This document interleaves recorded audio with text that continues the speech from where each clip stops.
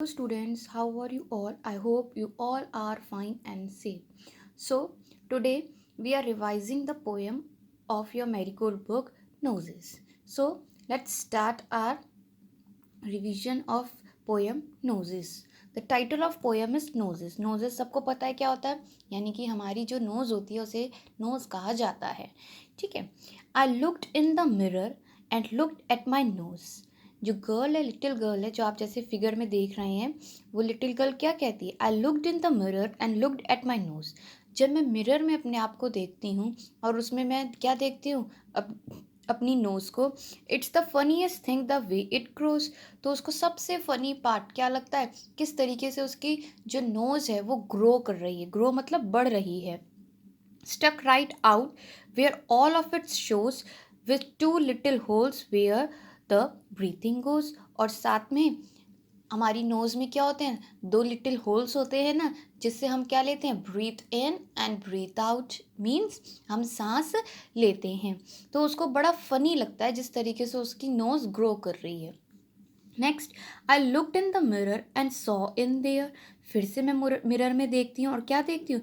The end of my chin and the start of my hair and between there. वो कहते हैं end of चिन, यानी कि चिन क्या होती है? लिप्स के नीचे का पार्ट. लाइक ये दिस इज द चिन. वो कहती है जो चिन है और जहाँ से मेरे हेयर फॉल ऑफ करे, यानी कि जो उसकी दो पेटल्स बनी, पेटल्स मतलब जो उसकी दो चोटी बनी है, उनके बीच में इतना स्पेस ही नहीं है. और नोज किस तरीके से स्टिक है? स्टिक मतलब किस तरीके से चिपकी हुई है. Is in much space to spare with my nose like a handle sticking there. तो चिन और हेयर्स के बीच में जो उसकी नोज है वो बिल्कुल एक हैंडल की तरह क्या है? चिपकी हुई है, स्टिक है. If ever you want to giggle. वो कहते हैं कि अगर कभी आप गिगल, गिगल मीन्स क्या होता है? कोई आपको गुदगुदी करता है तो आपको हंसी आती है ना, तो उसको कहते हैं गिगलिंग.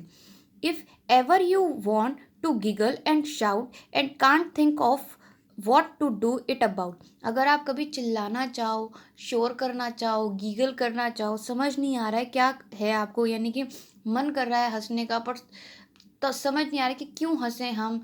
तो क्या करो आप? Just look in the mirror. बस मिरर में देखो एंड देन नो डाउट. तो आपको कोई डाउट ही नहीं होगा, आपको ऑटोमेटिकली क्या आने लगेगी? हंसी. क्यों आने लगेगी?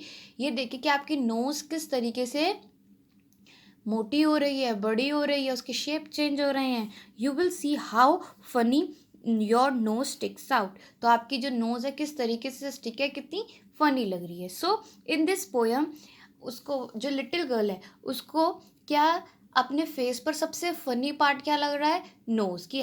किस तरीके से वो स्टिक है उसकी बॉडी में, उसके फेस पर किस तरीके से वो ग्रो कर रही है, किस तरीके से जब वो गीगल करती है या वो हंसती है तो उसकी जो नोज़ है वो पॉप आउट करके क्या आ जाती है? बाहर आ जाती है. तो उसको वो बहुत क्या लग रही है?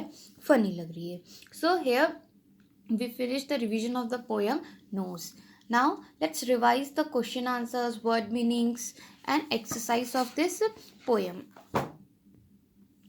First word meaning is funniest. Funniest means amusing, यानी कि बहुत मजाकिया चीज. जैसे इस पोयम में उसको क्या फनीएस्ट लग रहा है? उसकी nose. Giggle means laugh lightly and repeatedly in a silly way. जैसे गुदगुदा के कोई हंसता है ना, हम बिल्कुल सिली वे में हंसते चले जाते हैं, हंसते चले जाते हैं, like that. Sticking means to become और रिमेन अटैच्ड. कोई चीज़ किसी से क्या है? बिल्कुल चिपकी हुई. Mirror means which reflect a clear image. जो आपको आपकी इमेज दिखाती है उसे हम क्या कहते हैं? मिरर. लाइक मतलब कि शीशा. Next question is why does the poet feel that the nose is a funny thing. Poet को ऐसा क्यों लग रहा है कि नोज जो है वो फनी थिंग है? The nose grow where it is. जहाँ से नोज ग्रो होती है and stick out of the face, और फेस से किस तरीके से बाहर आ जाती है. Therefore it is a funny thing. इसलिए उसको क्या लग रही है? Nose funny thing. Why is nose important for you. Nose important क्यों है हमारे लिए? ज़रूरी क्यों है? The nose has two holes through which I breathe. यानी कि नोज के पास दो होल होते हैं, दो छेद होते हैं, जहाँ से हम क्या करते हैं? ब्रीथ करते हैं. अभी बताया था मैंने आपको, ब्रीथ मतलब सांस लेना. Breathe in breathe out. Therefore it is important for our life. इसीलिए ये हमारे लिए बहुत ज़रूरी है. नोज ही नहीं होगी तो सांस नहीं ले पाएंगे, ब्रीथ नहीं कर पाएंगे तो जिएंगे कैसे? सर्वाइव कैसे करेंगे? Next, does the child in the poem like her nose, why do you think so? जो चाइल्ड है पोएम में उसको अपनी नोज पसंद है, अगर है तो क्यों? Yes, the child likes her nose, हाँ उसको नोज पसंद है। क्यों? Child consider it to be a funny thing, क्योंकि उसको वो बिल्कुल फनी लगती है। Which sticks out just like a handle, जो उसके फेस पर एक हैंडल की तरह है, इसलिए उसको क्या लगती है नोज? फनी।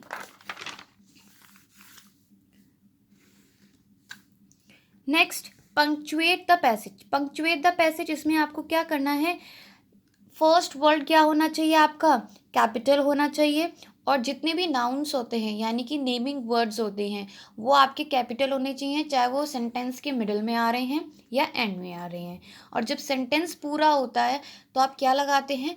Full stop. और जो इम्पोर्टेंट बात होती है वो हम किस में शो करते हैं? इन्वर्टेड कॉमास में हम शो करते हैं। तो इस तरीके से आपको फुल पैराग्राफ पंक्चुएट करना है। Okay students. Next, rhyming pairs. Rhyming pairs means rhyming word जिनकी साउंड क्या होती है? सिमिलर होती है, like nose goes, ball tall, cave gave, boat coat, cook look. तो इन सब की साउंड क्या है? सिमिलर है, इसलिए ये राइमिंग पेयर्स हो गए, राइमिंग वर्ड्स हो गए। Okay students. नेक्स्ट है आपका, what does features mean. Features का मीन्स क्या होता है? What are the different kind of feature of people we come across in the world. और कैसे कैसे फीचर्स होते हैं पूरी दुनिया में सबके। Feature mean part of face और अपीयरेंस। फीचर्स मीन जो आपके फेस का पार्ट होते हैं, अपीयरेंस होते हैं, like eyes, nose, lips. Some kinds of feature जैसे पीपल विद राउंड, कभी किसी का फेस राउंड होता है, किसी का फ्लैट, किसी का शॉर्ट, किसी का लॉन्ग। तो ऐसे हमने इसमें नोज़ की बात की है, हमने पर्टिकुलरली इसमें कौन से फीचर की बात की है? Only nose. Do you know a fish breathe from its gill. आपको पता है जो फिश है वो सांस कहाँ से लेती है, ब्रीथ कहाँ से करती है? गिल्स। जैसे हम ब्रीथ कहाँ से करते हैं? नोज से, ऐसे फिश कहाँ से ब्रीथ करती हैं? Gills. Right 2 sentence about other animals which can breathe under water. ऐसे 2 सेंटेंस लिखे दूसरे एनिमल्स के जो अंडर वाटर, पानी में रहते हैं।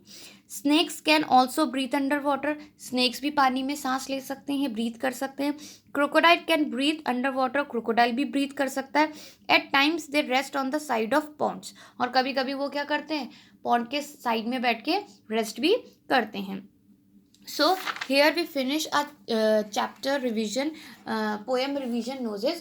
Hope you like it. Thank you students.